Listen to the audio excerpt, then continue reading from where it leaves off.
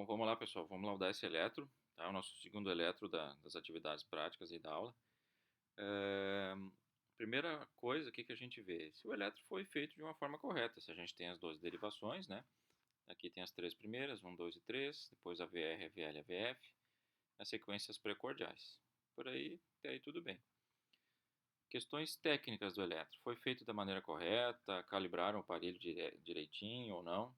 Isso a gente consegue ver na padronização da velocidade do papel, que é como o eletrocardiograma vai ser comportado do ponto de vista horizontal, e na amplitude dos nossos complexos, das nossas ondas, que é como o eletrocardiograma vai ser apresentado da nossa forma vertical.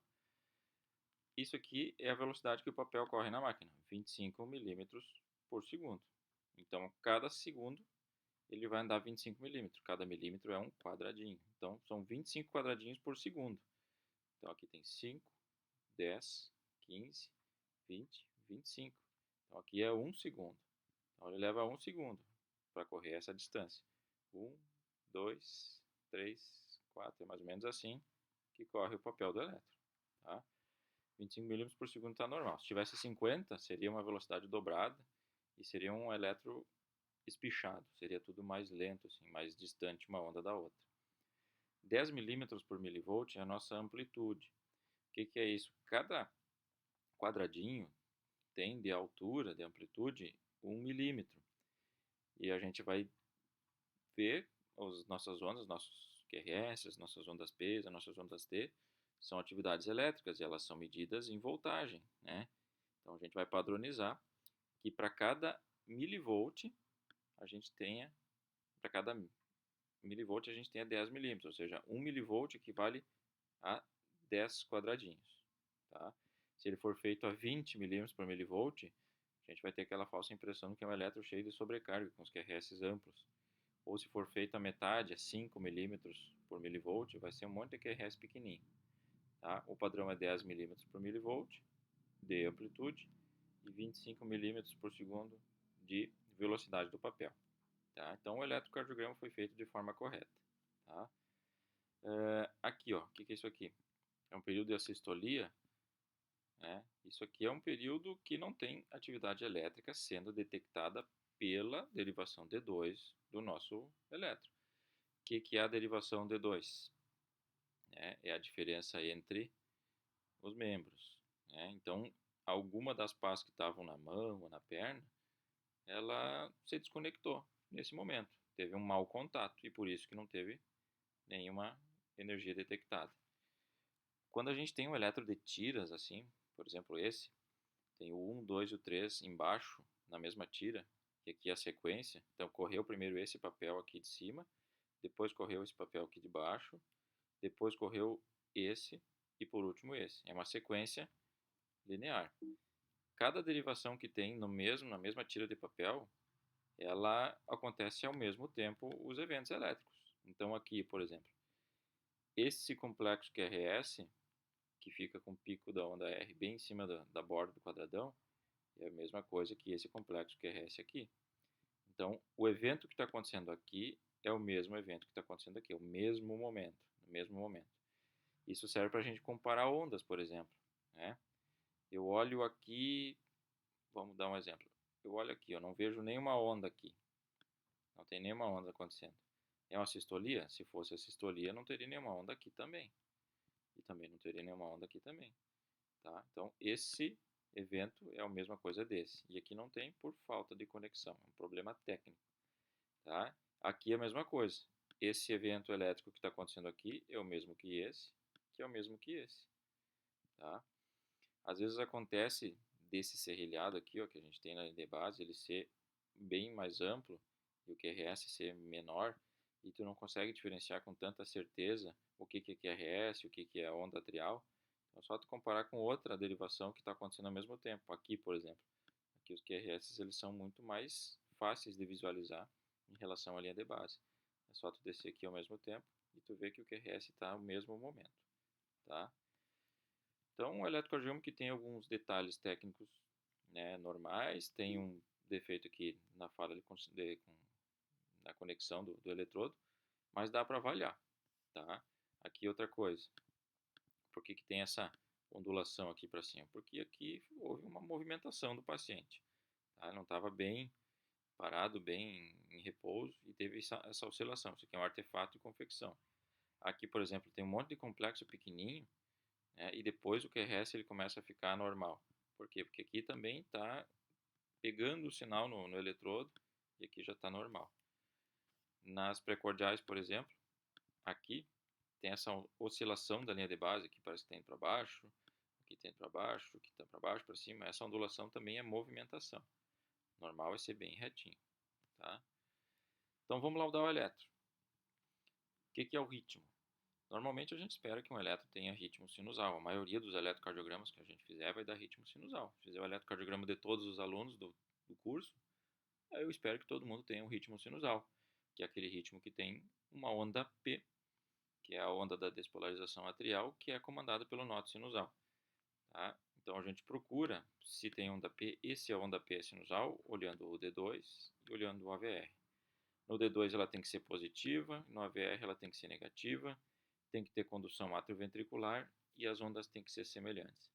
Aqui a gente não tem uma condução atrioventricular, a gente tem um ritmo atrial, aqui, aqui, aqui, aqui, e assim por diante, um ritmo atrial rápido. Essas ondas que não são chamadas ondas P, porque se fossem P seria um ritmo sinusal. Quando elas são ondas A é de um ritmo atrial. Quando elas são ondas F minúscula são de fibrilação atrial. E aqui nós temos uma onda F maiúscula que é do flutter atrial. Como a gente consegue diferenciar? P de sinusal a gente já viu, é simples de ver. Onda F de fibrilação atrial é quando tem uma bagunça na linha de base. As distâncias entre uma onda e outra, elas são diferentes, a amplitude das ondas são diferentes, é totalmente caótico. Mas aqui a gente consegue ver que tem um ritmo atrial organizado. O ventricular é inequívoco, né? Aqui tem um ritmo ventricular, aqui tem um ritmo ventricular. Cada QRS aqui é uma contração ventricular, é um batimento cardíaco. Agora, na linha de base, a gente tem um ritmo atrial bem definido. Tem uma onda que desce, sobe, desce, sobe, desce, sobe. E essa onda, entre um ritmo, um ciclo atrial e outro, ela tem uma distância que vai, por exemplo, daqui até aqui, que dá um quadradão. Quando tem uma distância de um quadradão, a frequência desse disparo é de 300. Então a gente tem um ritmo atrial que vai de 300 em 300. Tem 300 ciclos por minuto esse ritmo atrial. O nó sinusal não é capaz de fazer isso. A gente não consegue ter um disparo do nó sinusal de 300 vezes por minuto. Normalmente é de 60, 70, 100. Quando tem um ataque cardíaco sinusal, 110, 120, 150. Quando está num exercício muito intenso, a gente consegue chegar na frequência cardíaca máxima ou submáxima, que vai 160, 180, dependendo da pessoa. Quanto mais jovem, maior. Mas não acima disso. Tá? Então é um disparo muito rápido e regular. E a gente consegue notar também, por exemplo, se fosse um ritmo sinusal, a gente espera que tenha uma onda P de no máximo de 2,5 quadradinhos de duração. Então ela vai durar no máximo a metade de um quadradão. Esse é o tempo que levou para despolarizar o átrio num ritmo sinusal. Aqui a gente tem uma onda atrial que dura um quadradão inteiro. Então o processo de despolarização atrial ele é mais longo. E o que faz a gente pensar? Que tenha um mecanismo de disparo desse ciclo elétrico maior. E justamente isso que acontece no flutter atrial. A gente vai ver aqui nessa nova imagem que o flutter atrial é uma macro reentrada.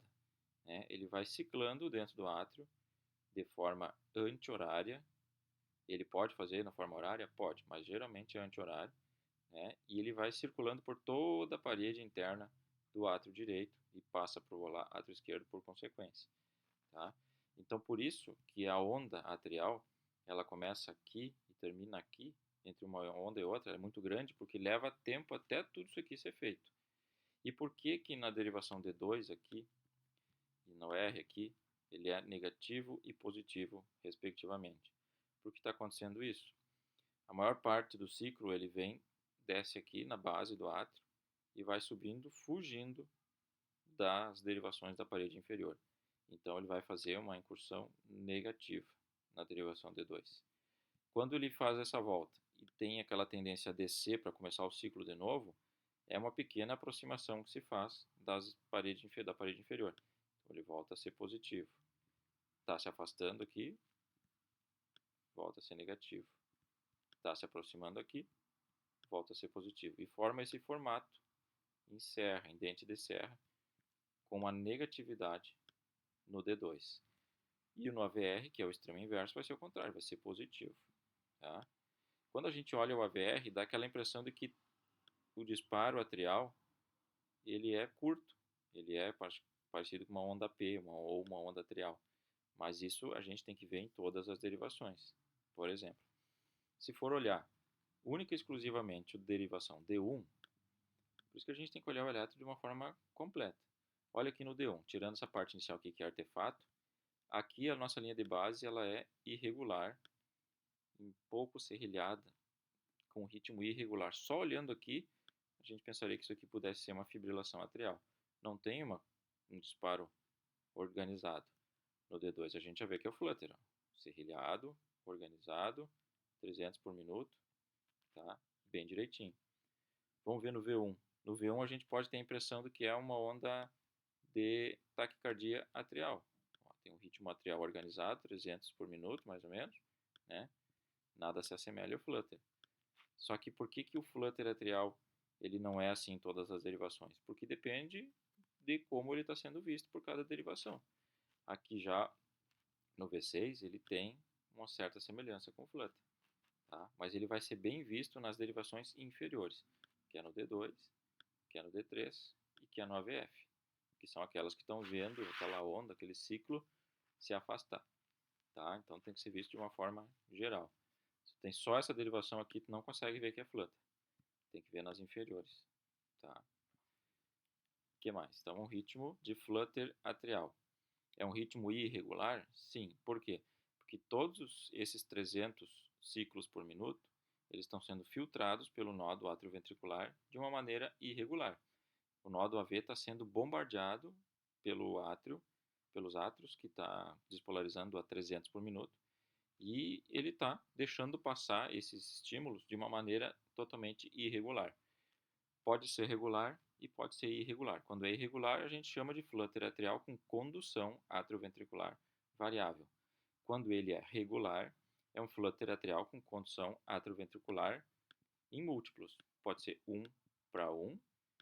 Cada onda atrial passa para o ventrículo pareado. Então a gente vai ter uma frequência cardíaca de 300 batimentos por minuto. Dificilmente uma pessoa vai conseguir tolerar isso. Geralmente acontece uma instabilidade hemodinâmica.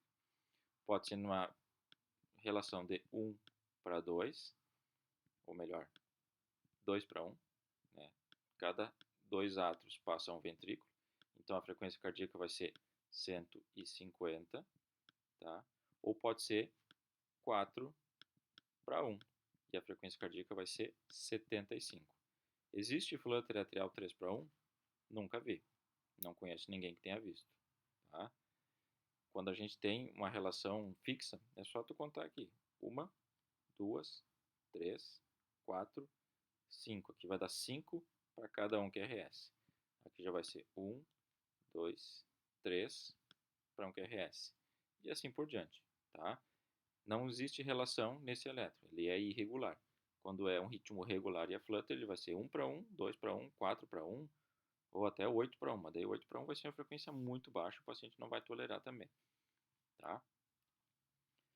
Como a gente faz para calcular a frequência cardíaca? Mesma coisa na fibrilação atrial, na taquicardia atrial com condução AV variável, na taquicardia atrial multifocal, que são ritmos irregulares. A gente vai fazer um número de batimentos por minuto. Então a gente vai pegar uma quantidade de QRS em uma quantidade de tempo. Aqui do início desse batimento até o fim do papel tem 30 quadradões. 30 vezes 0,2 segundos, cada quadradão tem 0,2 segundos, é 6 segundos. Então temos 1, 2, vamos de novo.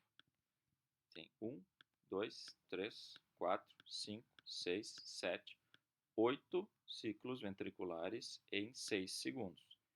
Vezes 10, teremos 80 ciclos ventriculares em 60 segundos, ou seja, 80 batimentos por minuto. Tá? Essa é a frequência cardíaca média nessa derivação D1. A gente pode calcular em outra derivação, que não for o D1, por exemplo, aqui, ó. Deixa eu voltar lá. Aqui. Pode ser no V2, por exemplo.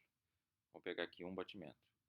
2, 3, 4, 5, 6, 7, 8, 9, 10, 11, 12, 13, 14, 15, 16, 17, 18, 19, 20, 21, 22, 23, 24, 25, 26, 27, 28, 29, 30. Tem 1, 2, 3, 4, 5, 6, 7, 8. Aqui deu a mesma coisa, mas poderia ter dado diferente. Tá? Então, a frequência cardíaca média é em torno de 80 batimentos por minuto. O nosso QRS, tu vê que eu já pulei, né? Eu vi ritmo, frequência cardíaca e já pulei para o QRS. Não tem onda P, não dá para avaliar se tem sobrecarga atrial, direita, esquerda. Não tem relação P para QRS, porque não tem P, tem uma relação de ondas F para QRS, que é uma relação irregular. Não tem intervalo PR, porque não tem um ritmo sinusal. Então a gente pula para o QRS.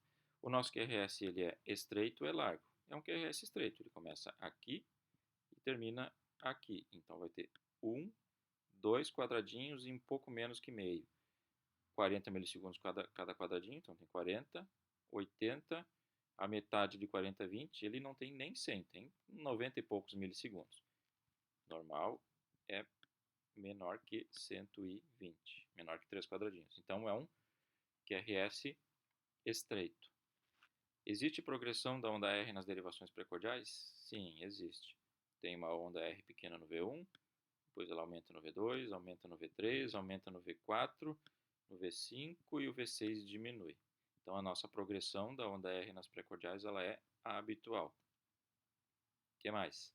Existe algum sinal de sobrecarga ventricular aqui nos nossos QRS? Não. Sobrecarga ventricular esquerda seria uma onda R ampla no V5 ou no V6, com uma onda S ampla no V1 ou no V2. No máximo aqui a gente tem 5, 10, 15, 20, 25 quadradinhos de amplitude unissomatória para pensar na sobrecarga ventricular esquerda. Para ter sobrecarga teria que ter 35.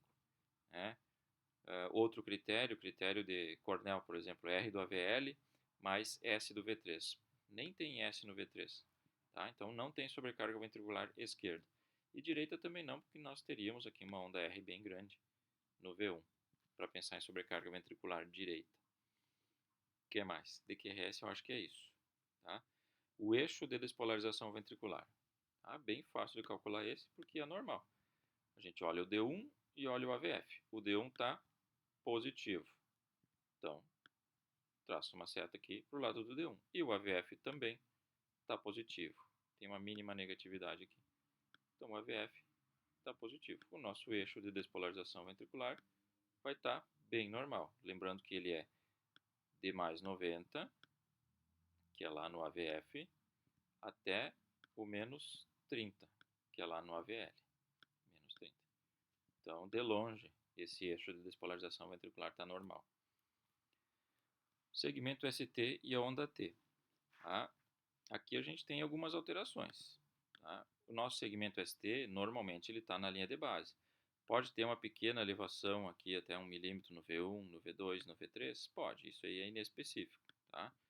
Agora, se a gente chegar aqui no V4, no V5 e no V6, também tem um pouco no AVL, onde é que está o nosso segmento ST? Aqui tem uma onda R, a linha de base está aqui, e a nossa repolarização ela começa nesse ponto. Tá? E a linha de base, depois do segmento ST, ele não vai tocar na linha de base, ele vai estar acima, como a gente consegue ver nessa imagem. O que temos aqui? Esse vermelho tracejado é a linha de base, é o zero de atividade elétrica. Aqui nesse ponto é onde fica o segmento ST, então tem um supradesnível do segmento ST de 1 milímetro. É muito pouco, tá? Para a gente pensar em alguma alteração isquêmica. E a nossa repolarização, ela começa aqui nesse ponto. E o que é isso aqui? Uma onda R, que no final dela tem ou uma quebradinha, ou uma onda R, que no final dela tem um alentecimento. E esse alentecimento aqui a gente chama de repolarização precoce. O que tem que ter para ter repolarização precoce? Tem que ter onda R, que temos aqui. Tem que ter um notch, ou um alentecimento. Nesse caso aqui tem um alentecimento, né? E o segmento ST tem que estar acima da linha de base. Tá? No caso aqui está 1 milímetro. Então é uma repolarização precoce com um pequeno supradesnível do segmento ST de formato ascendente. A gente não tem ainda muitas evidências científicas para demonstrar se isso aqui é realmente só benigno ou tem algum risco.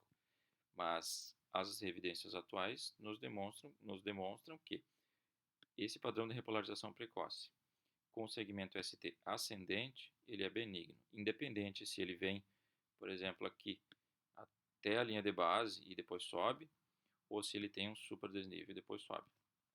Tá?